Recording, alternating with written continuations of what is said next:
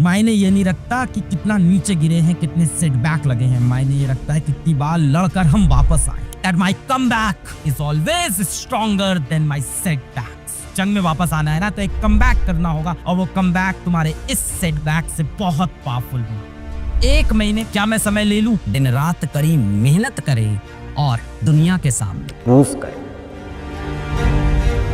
Failure ही failure सा लग रहा है और निराशा सी हो गई, उम्मीद भी छूट गई है। क्या मैं जीवन में कभी ये निकाल भी पाऊंगा? कहीं मैं वो कमजोर बच्चा तो नहीं हूँ जिसका सिलेक्शन हो ही नहीं सकता था? भीड़ में लगा हुआ था, सोच रहा था निकाल लूंगा। मुझ में ही कमी है, कमजोर हूँ मैं तो दुनिया का बहुत बड़ा फेलियर, क्या ही सक्सेसफुल होगा। मैं एक शॉकिंग फैक्ट आपको बताने जा रहा हूँ कि इस दुनिया के जो सबसे ज्यादा महा सक्सेसफुल लोग हैं वो अपनी जिंदगी के सबसे बड़े महा फेलियर थे। एक बच्चा था जो 4 साल की उम्र तक कुछ बोल नहीं पाता था। नॉर्मली बच्चे 1.5-2 साल की उम्र में बोलना स्टार्ट कर देते हैं, वो 4 साल तक कुछ बोल ही नहीं पाता था। क्लास 10th में उसने अपना स्कूल ड्रॉप आउट कर दिया, यानी क्लास 10 के पेपर ही नहीं दिए, छोड़ दिया हाई स्कूल। अगले साल आया, हाई स्कूल का पेपर दिया और पास हो गया। उसके बाद एक यूनिवर्सिटी का एंट्रेंस एग्जाम दिया, क्या हुआ? फेल हो। अगले साल फिर से यूनिवर्सिटी का एंट्रेंस एग्जाम दिया और इस बार सेलेक्ट हो।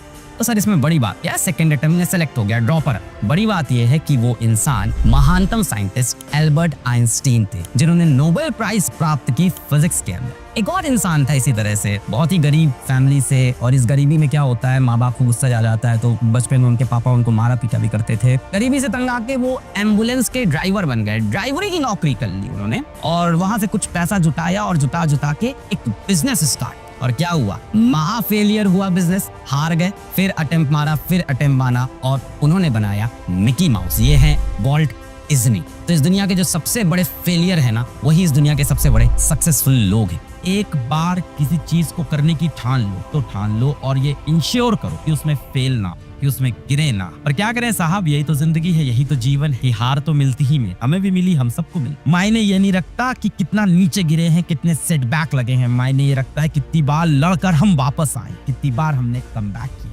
हम भी बहुत बार गिरे हैं, but I always ensure that my comeback is always stronger than my setbacks. और ये तुम्हें इंश्योर करना होगा। जंग में वापस आना है ना तो एक कमबैक करना होगा, और वो कमबैक तुम्हारे इस सेटबैक से बहुत स्ट्रॉन्ग और बहुत पावरफुल होना।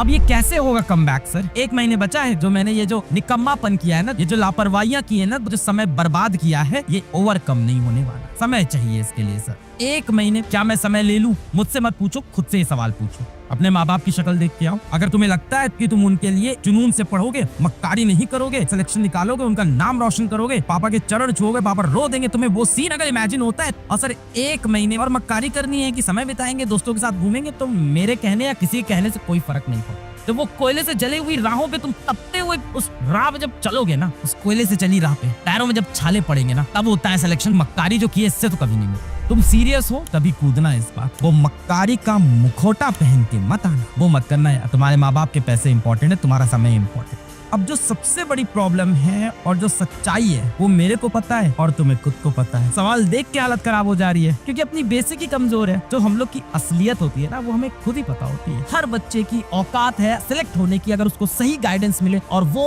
अपनी तरफ से अपना 100% दे तो। इसके सिवा हम ये नहीं मानते कि कोई बॉर्न जीनियस होता है, कि वो पैदा होता है तो उसके माथे पे लिखा होता है AIR1। हम ये मानते हैं कि आप इस अंगूठी को जितना घिसोगे उतना वो चमकेगा। पर मुझे अपना 100% देना होगा। पढ़ाई में गरीब बच्चा, ध्यान देना, पढ़ाई में गरीब बच्चे को यहाँ से उठाकर यहाँ तक कई बार ले जा चुके। ऑल इंडिया रैंक 1 से लेके ऑल इंडिया रैंक 100 बार बार तुम्हें कुरेचेंगे, तुम्हारे दर्द को कुरेचेंगे कि ये देखो ये तुम यहाँ पे मक्कारी कर रहे हो, वापस आ जाओ। जो टाइटन्स होते हैं, जो सबसे बड़े ग्रेटेस्ट प्लेयर होते हैं ना वर्ल्ड के, वो कभी भी डिसीजन इस बेसिस पे नहीं लेते कि पैरामीटर्स क्या है। थोड़ा बहुत पैरामीटर्स देखते हैं, और जो एवरेज टाइम है पैरामीटर्स देखने का वो 20 मिनट है उनका। सिर्फ 20 मिनट में डिसीजन लेते हैं। वो डिसीजन पहले लेते हैं, उसको सही बाद में साबित करते। तो पहले डिसाइड करेंगे, उसके बाद अंगारों पे नंगे पैर चलेंगे, दिन रात कड़ी मेहनत करेंगे, और अपने डिसीजन को दुनिया के सामने, अपने दिल के सामने, आईने के सामने सही प्रूफ करेंगे।